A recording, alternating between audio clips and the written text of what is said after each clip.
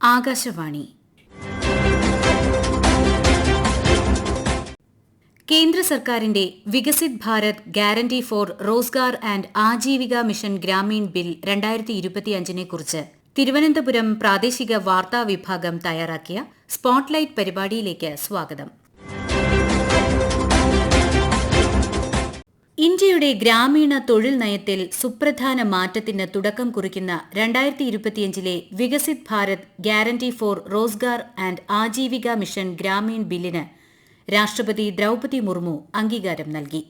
ഗ്രാമീണ ജനതയുടെ ശാക്തീകരണം, എല്ലാവരെയും ഉൾക്കൊള്ളുന്ന വളർച്ച, വികസന പദ്ധതികളുടെ ഏകീകരണം, സേവന വിതരണത്തിന്റെ പൂർണ്ണത എന്നിവ ഉറപ്പാക്കുകയാണ് ബില്ലിന്റെ ലക്ഷ്യം.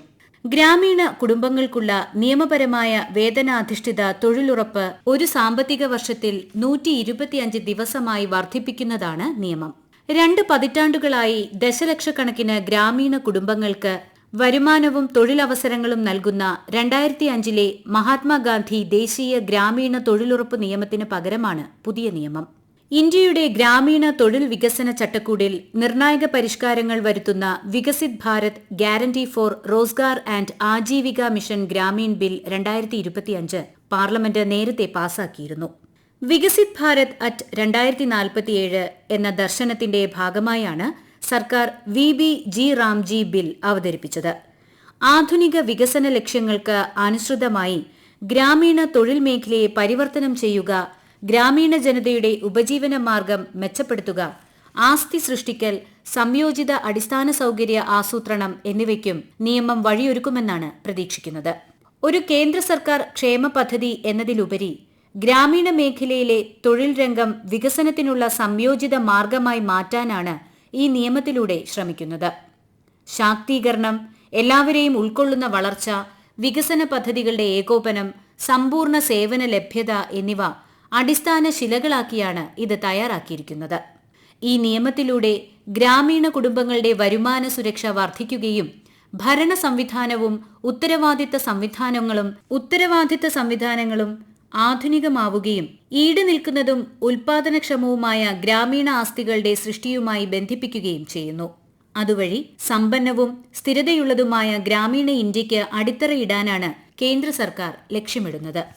നിയമപരമായ തൊഴിലുറപ്പ് വർദ്ധിപ്പിക്കൽ, കൃഷിക്കും ഗ്രാമീണ തൊഴിലിനും തുല്യ പരിഗണന, സമയബന്ധിതമായ വേതന വിതരണം, ദേശീയ സംയോജനത്തോടുകൂടിയ വികേന്ദ്രീകൃത ആസൂത്രണം, പരിഷ്കരിച്ച സാമ്പത്തിക ഘടന, കരുത്തുറ്റ ഭരണ നിർവഹണ ശേഷി, തൊഴിലുറപ്പും തൊഴിലാവശ്യപ്പെടാനുള്ള അവകാശവും, വികേന്ദ്രീകരണവും പഞ്ചായത്തുകളുടെ പങ്കും, തൊഴിലില്ലായ്മ വേതനം തുടങ്ങി നിരവധി സവിശേഷതകളോടെയാണ് VBG റാംജി ബിൽ വിഭാവനം ചെയ്തിട്ടുള്ളത്. 100 ദിവസത്തിന് പകരം 125 ദിവസത്തെ ജോലി നിയമപരമായി ഉറപ്പാക്കാൻ VBG റാംജി വഴി സാധിക്കുമെന്ന് കേന്ദ്ര കൃഷി ഗ്രാമവികസന മന്ത്രി ശിവരാജ് സിംഗ് ചൌഹാൻ പറഞ്ഞു. ജലസംരക്ഷണം, ഗ്രാമങ്ങളിലെ അടിസ്ഥാന സൗകര്യങ്ങൾ, പ്രകൃതി ദുരന്തങ്ങളിൽ നിന്നുള്ള സംരക്ഷണം എന്നിവയ്ക്കായുള്ള പ്രവർത്തനങ്ങൾ ഏറ്റെടുത്തുകൊണ്ട് വികസിത, ദാരിദ്ര്യരഹിത, തൊഴിൽ സമ്പന്ന, സ്വയം പര്യാപ്ത ഗ്രാമങ്ങൾ നിർമ്മിക്കുമെന്നും അതിലൂടെ വികസിത ഇന്ത്യ എന്ന ലക്ഷ്യം സാക്ഷാത്കരിക്കുമെന്നും കേന്ദ്രമന്ത്രി പറഞ്ഞു. मजदूर भाइयों, 100 दिन की नहीं, अब 125 दिन काम की गारंटी है, कानूनी गारंटी। और काम नहीं तो बेरोजगारी भत्ते के प्रावधान को और सशक्त बनाया गया है। मजदूरी अगर देर से मिली तो अतिरिक्त राशि देने का प्रावधान है। और दूसरी तरफ एक विशाल धनराशि जो प्रस्तावित इसी साल है, वह 1,51,282 करोड़ रुपए से भी ज्यादा, ताकि रोजगार देने के लिए पर्याप्त पैसा हो और उस पैसे से गांव का संपूर्ण विकास हो। 125 दिन के रोजगार की गारंटी, लेकिन कृषि कार्य के समय छोटे छोटे किसान भाई बहनों को दिक्कत ना हो, इसके लिए भी प्रावधान।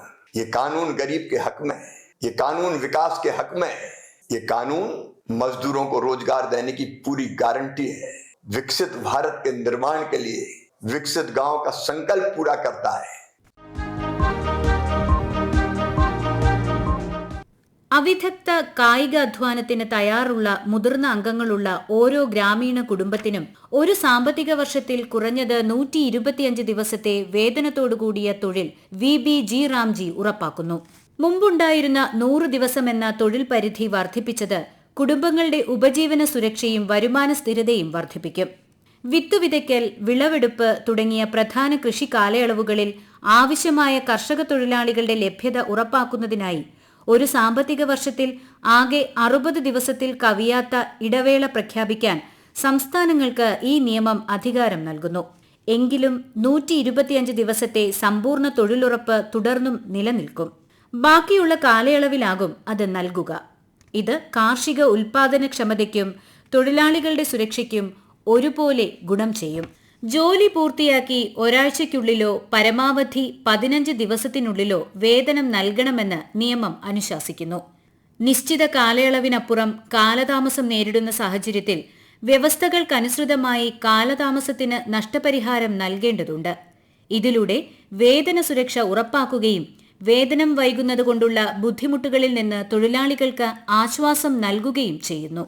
നിയമപ്രകാരമുള്ള തൊഴിലുറപ്പ് പദ്ധതിയെ 4 പ്രധാന മേഖലകളിലെ സുസ്ഥിര ആസ്തി നിർമ്മാണവുമായി നേരിട്ട് ബന്ധിപ്പിച്ചിരിക്കുന്നു. ജലസുരക്ഷയും ജലവുമായി ബന്ധപ്പെട്ട പ്രവൃത്തികൾ, പ്രധാന ഗ്രാമീണ അടിസ്ഥാന സൗകര്യങ്ങൾ, ഉപജീവനവുമായി ബന്ധപ്പെട്ട അടിസ്ഥാന സൗകര്യങ്ങൾ, കാലാവസ്ഥാ വ്യതിയാനങ്ങൾ ലഘൂകരിക്കുന്നതിനുള്ള പ്രവർത്തനങ്ങൾ എന്നിവയാണ് ഈ 4 മേഖലകൾ. നിർണായകമായ ഗ്രാമീണ അടിസ്ഥാന സൗകര്യങ്ങളുടെ പരിപൂർണത ലക്ഷ്യമിട്ടുള്ളതാണ് നിയമത്തിൽ പരാമർശിക്കുന്ന സുസ്ഥിര ആസ്തി നിർമ്മാണം. എല്ലാ പ്രവൃത്തികളും വികസിത് ഗ്രാമപഞ്ചായത്ത് പദ്ധതികളിൽ നിന്നാണ് ഉദ്ഭവിക്കുന്നത്. അതായത് ഗ്രാമപഞ്ചായത്ത് തലത്തിൽ പങ്കാളിത്ത പ്രക്രിയയിലൂടെ പദ്ധതി തയ്യാറാക്കുകയും ഗ്രാമസഭ അംഗീകരിക്കുകയും ചെയ്യുന്നു. ഈ പദ്ധതികൾ PM ഗതിശക്തി ഉൾപ്പെടെയുള്ള ദേശീയ പ്ലാറ്റ്ഫോമുകളുമായി ഡിജിറ്റലായും സ്ഥലപരമായും സംയോജിപ്പിച്ചിരിക്കുന്നു. പ്രാദേശിക ആവശ്യങ്ങൾക്കനുസരിച്ച് അടിസ്ഥാന സൗകര്യങ്ങൾ എല്ലാവരിലും എത്തിക്കുന്ന സാച്ചുറേഷൻ അധിഷ്ഠിത വികസനം വേഗത്തിലാക്കാൻ ഈ ചട്ടക്കൂട് സഹായിക്കുന്നു. കേന്ദ്രവും സംസ്ഥാനങ്ങളും തമ്മിൽ 60-40 എന്ന അനുപാതത്തിലും വടക്ക് കിഴക്കൻ ഹിമാലയൻ സംസ്ഥാനങ്ങൾക്ക് 90-10 എന്ന അനുപാതത്തിലും നിയമസഭകളില്ലാത്ത കേന്ദ്രഭരണ പ്രദേശങ്ങൾക്ക് 100% കേന്ദ്ര ധനസഹായത്തിലുമാണ് പദ്ധതികളുടെ ചെലവ് പങ്കിടുന്നത്. തൊഴിലില്ലായ്മ വേതനം എന്നിവയ്ക്കുള്ള നിയമപരമായ അവകാശങ്ങൾ പൂർണ്ണമായും സംരക്ഷിക്കുന്നതിനൊപ്പം സാമ്പത്തിക അച്ചടക്കം, മികച്ച ആസൂത്രണം എന്നിവയും ഉറപ്പാക്കുന്നു. തൊഴിൽ ഉറപ്പാക്കിക്കൊണ്ട് പ്രാദേശിക ആസൂത്രണത്തിലൂടെ തൊഴിലാളി സുരക്ഷയെ കാർഷിക ഉൽപാദനക്ഷമതയുമായി സംയോജിപ്പിച്ച് ഗ്രാമീണ ഉപജീവന മാർഗങ്ങളെ പരിവർത്തനം ചെയ്യാൻ വികസിത് ഭാരത് റാംജി ലക്ഷ്യമിടുന്നുവെന്ന് പ്രധാനമന്ത്രി നരേന്ദ്രമോദി പറഞ്ഞു. ഈ നിയമം സാമൂഹ്യക്ഷേമത്തിൽ നിന്നും പിൻവാങ്ങലല്ല, മറിച്ച് സാമൂഹ്യ സുരക്ഷാ നടപടികളുടെ പരിഷ്കരണത്തിന്റെ ഭാഗമാണെന്ന് പ്രധാനമന്ത്രി സമൂഹ മാധ്യമത്തിൽ കുറിച്ചു. പുതിയ നിയമം വഴി ഭരണപരമായ ആവശ്യങ്ങൾക്കായി നീക്കിവെക്കാവുന്ന തുകയുടെ പരിധി 6% നിന്നും 9% ഉയർത്തി. ഇത് കൂടുതൽ ജീവനക്കാരെ നിയമിക്കാനും അവർക്ക് മികച്ച പരിശീലനം നൽകാനും സാങ്കേതിക ശേഷി വർദ്ധിപ്പിക്കാനും ഫീൽഡ് തലത്തിലുള്ള പിന്തുണ ഉറപ്പാക്കാനും സഹായിക്കും.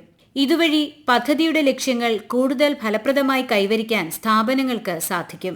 ഗ്രാമീണ സമ്പദ് വ്യവസ്ഥയെ ഉത്തേജിപ്പിക്കുന്നതിനൊപ്പം തൊഴിലുറപ്പ് തൊഴിലാളികളുടെ വരുമാനത്തിലും ഗുണപരമായ മാറ്റങ്ങൾ കൊണ്ടുവരാൻ Viksit Bharat guarantee for Rozgar and Ajeevika mission Grameen നിയമത്തിലൂടെ കഴിയുമെന്ന് കേരള കേന്ദ്ര സർവകലാശാല മുൻ വൈസ് ചാൻസലറും പ്രമുഖ രാഷ്ട്രതന്ത്ര വിദഗ്ധനുമായ G. ഗോപകുമാർ പറയുന്നു.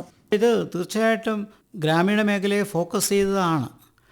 മുൻപുള്ളതിനേക്കാൾ വ്യത്യാസമുള്ളത് ഇത് പ്രാദേശിക തലത്തിൽ അതിൻ്റെ ഇനിഷ്യേറ്റീവ്സും നടപടികളും കൊണ്ടുവരുന്നു. അതൊരു പ്രത്യേകത. ഇപ്പോൾ ഉദാഹരണമായിട്ട് ജലസുരക്ഷ എന്നുള്ളത് മുമ്പ് കാണാത്ത ഒരു പദ്ധതിയാണ്. അപ്പോൾ തീർച്ചയായിട്ടും ജലത്തിൻ്റെ ദൗർബല്യമുള്ള മേഖലയിൽ അതെങ്ങനെ വാട്ടർഷെഡ് മാനേജ്മെൻറ്റ് വഴി പ്രിസർവ് ചെയ്യാൻ പറ്റും, അത്തരം കാര്യങ്ങൾ പ്രസക്തിയുണ്ട്. പിന്നെ കാലാവസ്ഥയ്ക്കനുസരിച്ചുള്ള പുതിയ പുതിയ പദ്ധതികൾ കൊണ്ടുവരിക, പിന്നെ ജീവിത നിലവാരത്തിൽ ഗ്രാമീണ മേഖലയിലുള്ള അടിസ്ഥാന സൗകര്യങ്ങൾ എങ്ങനെ മെച്ചപ്പെടുത്താൻ പറ്റും. അപ്പോൾ ഇതെല്ലാം പൂർണ്ണമായിട്ടും ഗ്രാമീണ മേഖലയെ ഫോക്കസ് ചെയ്ത് തന്നെയാണ് ഉദ്ദേശിക്കുന്നത്. ഈ ആക്റ്റിലെ ഏറ്റവും വലിയ പ്രത്യേകത 125 ദിവസം ഏറ്റവും കുറഞ്ഞത് വേതനം വേണമെന്നുള്ളതാണ്. അപ്പോൾ മെച്ചപ്പെട്ട വേതനം വരികയും വേണം, 125 ദിവസം ഏറ്റവും കുറഞ്ഞ ദിവസം വേണമെന്ന് പറയുമ്പോൾ കൂടുതൽ അവസരങ്ങളല്ലേ ഉണ്ടാക്കുന്നത്. അപ്പോൾ പഴയതിൻ്റെ ആക്ഷേപത്തെ മനസ്സിലാക്കിക്കൊണ്ട് ഈ 20 വർഷത്തിൻ്റെ അനുഭവത്തിൻ്റെ അടിസ്ഥാനത്തിൽ പുതിയൊരു കാൽവയ്പ്പാണ് നടത്തുന്നത്. അതുകൊണ്ട് 100-ൽ നിന്ന് 125-ലേക്ക് വന്ന വലിയൊരു കുതിപ്പാണ്. ഇത് ഏറ്റവും കുറഞ്ഞതാണ് പറയുന്നത്. അപ്പോൾ അതിൻ്റെ അർത്ഥം വരുമാനം കുറയുന്നില്ല, കൂടാനുള്ള സാധ്യതയുള്ളൂ. പക്ഷേ 100 എന്നുള്ളത് 125 മാറി. അപ്പോൾ ഒരു ഗുണമേന്മയാണ് അവിടെ വരുന്നത്. ക്വാണ്ടിറ്റി വൈസും ഗുണപരമായും അത് വളരുന്നു. 125 ഏതാണ്ട് 25% വളർച്ച വന്നില്ലേ 100-ൽ നിന്ന് 125 അത് കൂടുതൽ തൊഴിലവസരങ്ങളല്ലേ നൽകുന്നത്? ആ മാറ്റമാണ് ഇവിടെ ശ്രദ്ധിക്കേണ്ടത്.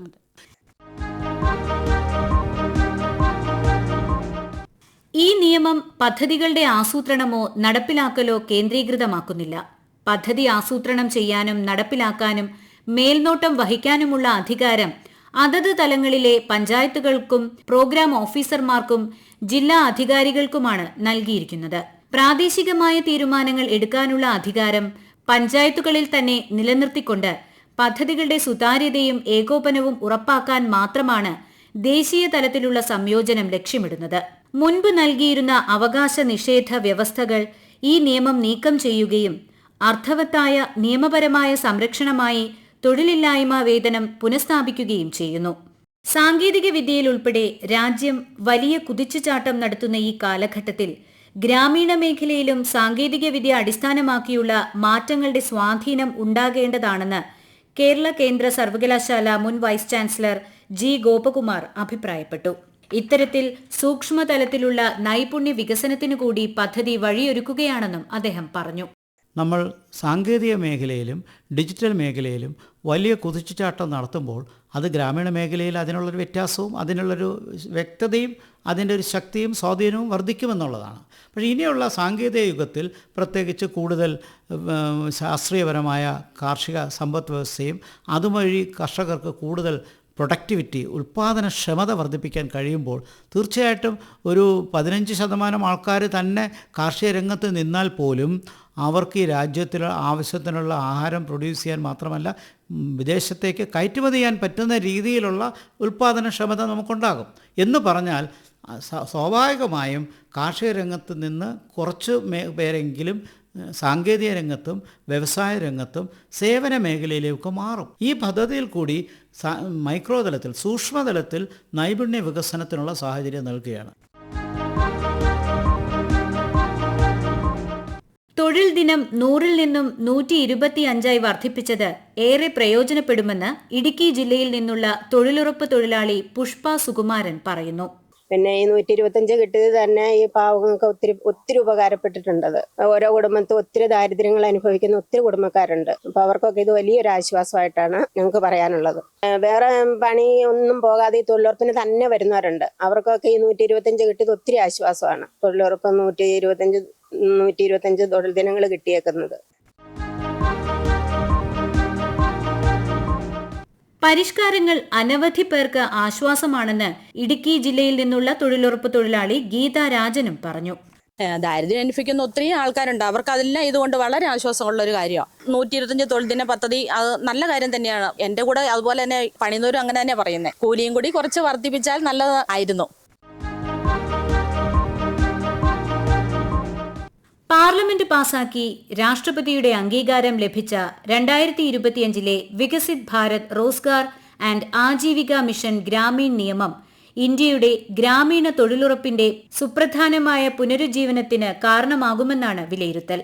നിയമപരമായ തൊഴിലുറപ്പ് 125 ദിവസമായി വർദ്ധിപ്പിച്ചും വികേന്ദ്രീകൃതവും ജനപങ്കാളിത്തത്തോടു കൂടിയതുമായ ആസൂത്രണം നടപ്പിലാക്കിയും ഈ നിയമം ഗ്രാമീണ തൊഴിൽ മേഖലയെ പുതിയൊരു തലത്തിലേക്ക് ഉയർത്തുന്നു. അതോടൊപ്പം ഉത്തരവാദിത്ത സംവിധാനങ്ങൾ ശക്തിപ്പെടുത്തിയും വികസന പദ്ധതികളുടെ ഏകോപനത്തിലൂടെയും എല്ലാവരിലും സേവനങ്ങൾ എത്തിക്കാനും സഹായകരമാണ് ഈ നിയമം. കേന്ദ്ര സർക്കാരിന്റെ Viksit Bharat guarantee for Rozgar and Ajeevika mission Grameen bill 2025 കുറിച്ച് ആകാശവാണി തിരുവനന്തപുരം പ്രാദേശിക വാർത്താ വിഭാഗം തയ്യാറാക്കിയ സ്പോട്ട്ലൈറ്റ് പരിപാടി ഇവിടെ സമാപിക്കുന്നു. ഏകോപനം ലെമി ജി നായർ. തയ്യാറാക്കിയത് കാർത്തിക വിശ്വംഭരൻ. അവതരണം സോഫിയ ഡാനിയൽ.